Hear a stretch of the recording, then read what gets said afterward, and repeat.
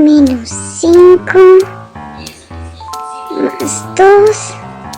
Ay, no, ¿esto por qué es tan difícil? Bueno, supongamos que tenían 8 manzanas. Se comieron 5, pero alguien les trajo otras 3. Hola niños y bienvenidos a este su espacio. Como pudimos ver, este mes estamos de celebración en celebración y también celebramos el Día del Maestro. ¡Qué día tan especial! ¿Vieron la niña? Fue mucho más fácil como cuando la profesora le estaba explicando. Y eso hacen los maestros en nuestras vidas. Nos explican para nosotros poder seguir, poder entender y lograr muchas cosas más. Y como vamos a hablar de los maestros, pues vamos a recordar lo que nuestras maestras nos explicaron en las clases anteriores. Primero, vimos una clase donde se trataba de una promesa. Algo estaba por llegar. ¿Qué era ese algo? Cada clase nos generaba como una expectativa. En la Biblia, en el Antiguo Testamento, encontramos muchas pistas sobre esa persona que vendría a salvarnos. Después, en la siguiente clase, encontramos ese regalo hermoso, ese manual de vida que es nuestro Señor Jesús. Y recordamos que con la Navidad es el nacimiento en el Nuevo Testamento de ese Jesús que vino a salvar el mundo.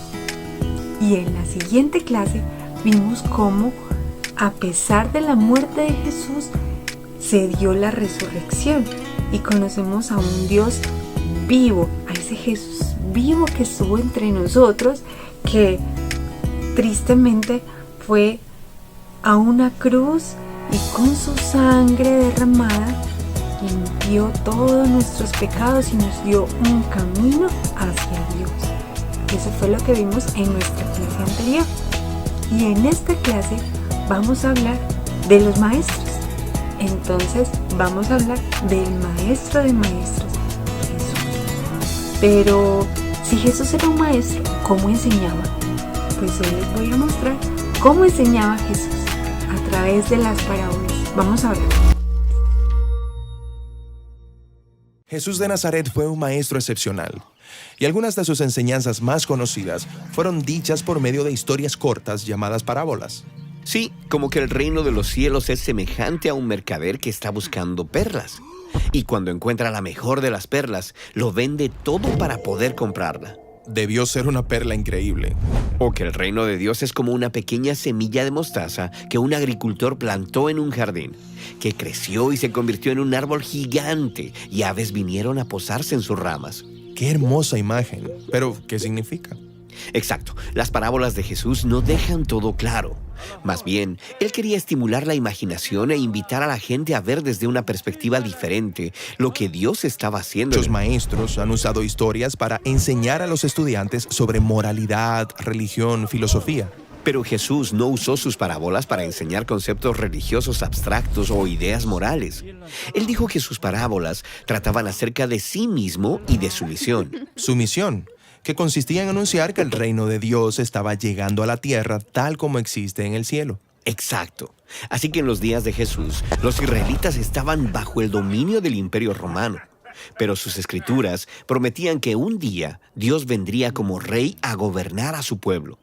Por eso muchos israelitas querían rebelarse en contra de Roma y luchar por su libertad. Y para muchos, esto era el reino de Dios. Exacto, pero Jesús era un profeta errante y pobre que anduvo sanando a los enfermos e invitando a la gente a seguirle. Y él dijo que esta era la llegada del reino de Dios. Y eso no satisfizo la expectativa de la gente. Exacto. Así que Jesús usó algunas parábolas para ayudar a la gente a imaginarse cómo este pequeño movimiento significaba la llegada del reino de Dios. Oh, sí, como la parábola de que el reino de Dios es como levadura escondida en una masa de harina y que no puedes ver su influencia, pero lo cambia todo.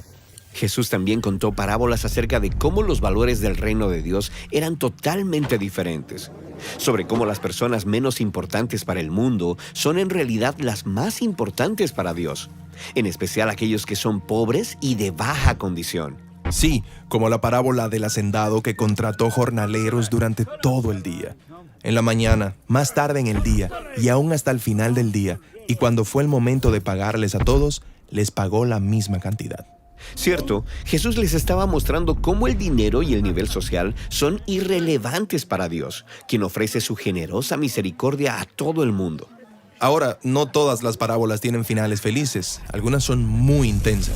Sí, Jesús continuó la tradición de los profetas de Israel, quienes también contaron parábolas que criticaron a los líderes de Israel porque ellos confundieron el reino de Dios con los suyos. Jesús advirtió a los líderes de su tiempo que si no aceptaban esta oferta del reino de Dios, destrucción es lo que les esperaba. Sí, como la parábola del hacendado que levantó este hermoso viñedo a la espera de que dé fruto. Sí, Jesús sacó esta parábola del profeta Isaías, pero le hizo sus adaptaciones. Exacto. Así que el hacendado designa labradores que se encarguen de su viñedo y a la hora de la cosecha envía a sus siervos a buscar el fruto. Pero esos labradores matan a los siervos.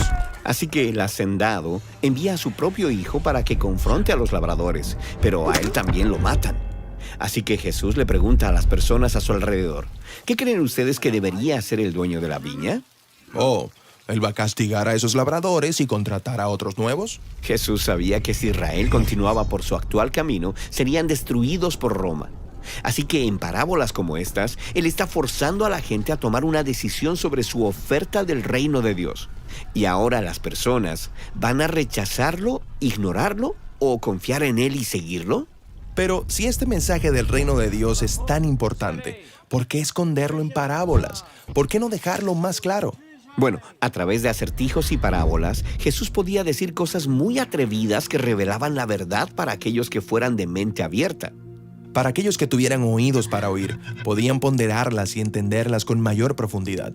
Pero las parábolas también escondían su mensaje de aquellos que estaban en su contra, de manera que Él pudiera ganar más tiempo. ¿Ganar más tiempo? ¿Para qué? Pues Jesús estaba preparando a sus seguidores más cercanos para la sorpresa más grande de todas. Jesús comunicó que el Dios de Israel estaba llegando para reinar sobre su pueblo, pero no a través de la coerción o la violencia, sino a través del amor sacrificial, al igual que Él iba a morir por los pecados de ellos. Pero su muerte no sería el final. Exacto. Él dijo que su muerte sería como una pequeña semilla sembrada en la tierra, que luego crecería y produciría una cosecha con muchas otras semillas. Así que estas parábolas explicaban quién era Jesús y cuál era su plan. Y los autores del Evangelio han preservado estas parábolas para que cada generación de seguidores de Jesús puedan leerlas y ponderarlas. Y puedan imaginar cómo el reino de Dios sigue operando aún hoy en día. Exacto. Estas antiguas parábolas están llenas de sorpresas y desafíos. Son como un almacén lleno de tesoros, algunos nuevos y otros viejos. Y todo está ahí, esperando ser descubierto. Súper saber todo lo de las parábolas que encontramos en la Biblia. Toda esa forma que tenía de explicar Jesús todo lo que pasa. Pero, mira, ¿qué pasa con la luz? No se ve nada. ¿Ustedes me ven? Ah, no hay luz. Y pusieron una vela, pero parece que está escondida. Ya la vi por acá, es que estaba escondida debajo de una mesa. Y debajo de una mesa no se ve nada. Tocaba sacarla para que pudiera iluminar. Ahora me ven mejor, ¿cierto? Pues no mucho, pero sí me ven mejor. Vamos a ponerla aquí. La palabra de Dios es vida y es luz. Y es lo que nos llama Jesús a que nosotros seamos.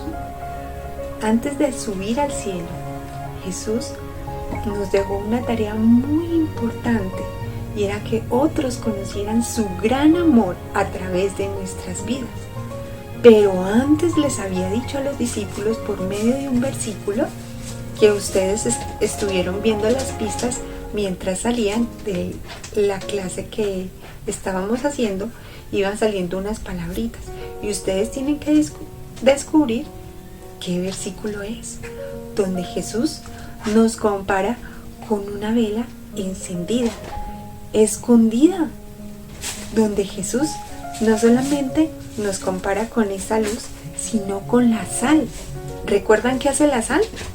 La sal le da sabor a la comida. Uy, no sé a cuántos les ha pasado cuando a la mamita a veces se le olvida echarle sal al arroz. Uy, no sabía nada. Como para echarle un poquito de azuquita. La sal le da sabor a las cosas, pero no solamente eso. Antes la carne, para que se conservara por más días, como no había nevera, le echaban sal y eso conservaba la carne. O sea que teníamos que darle sabor a la vida y también teníamos que hacer que las cosas de Dios que están en su palabra permanecieran.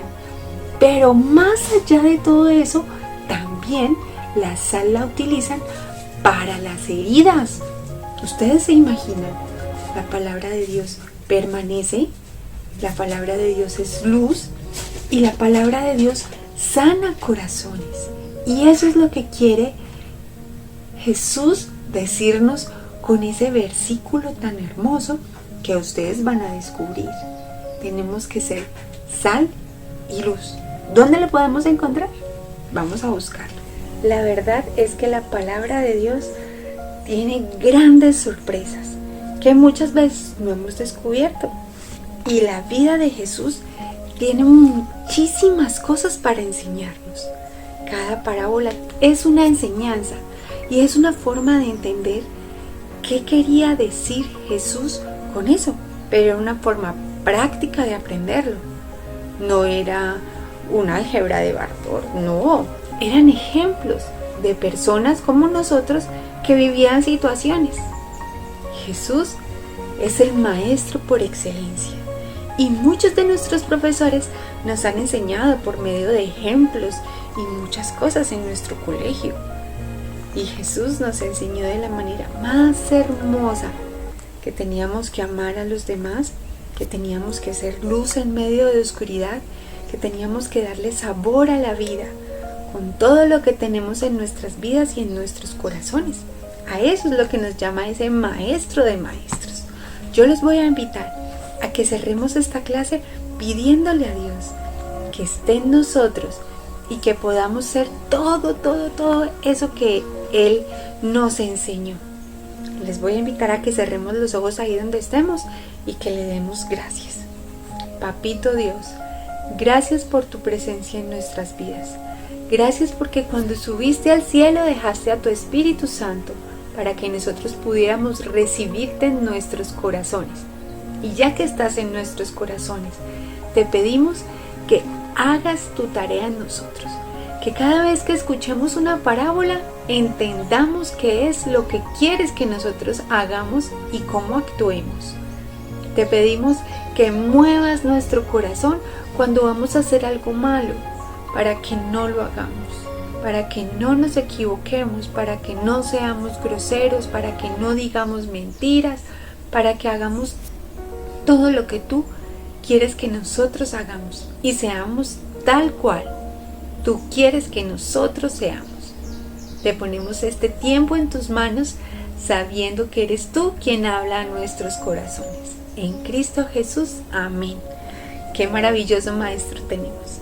Los invito a que disfruten este tiempo, recuerden una parábola que les haya marcado mucho sus vidas y piensen cómo la podrían aplicar en este momento de sus vidas. Los amo mucho, los recuerdo mucho, que Dios me los bendiga, me los llene de Él y recuerden que debemos ser sal y luz. Un beso enorme, chao.